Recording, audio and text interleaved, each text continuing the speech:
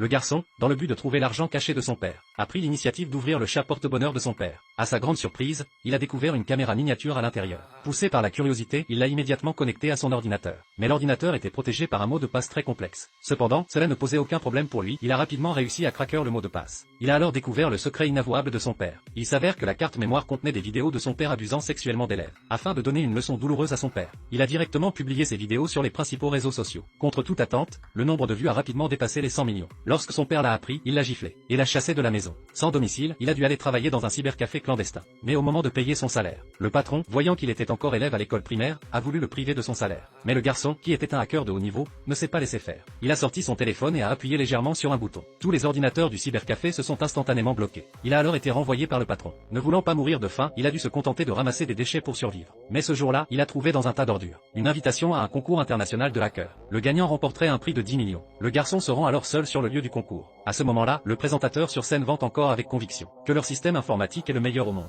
et que celui qui parviendra à franchir les 3 premiers pare-feu remportera non seulement le prix de 10 millions, mais aussi une petite amie sexy en cadeau. Le garçon affiche un air dédaigneux à l'idée de recevoir une petite amie en cadeau. Tout ce qu'il veut, c'est gagner de l'argent pour prouver sa valeur. 2 minutes après le début du concours, que les grands hackers du monde entier ont été éliminés les uns après les autres. À ce moment-là, il ne restait plus que le garçon sur la scène du concours. On le voyait taper habilement sur son clavier. Mais alors que tout le monde pensait qu'il était impossible pour le garçon de franchir la 3e ligne de défense, ses actions suivantes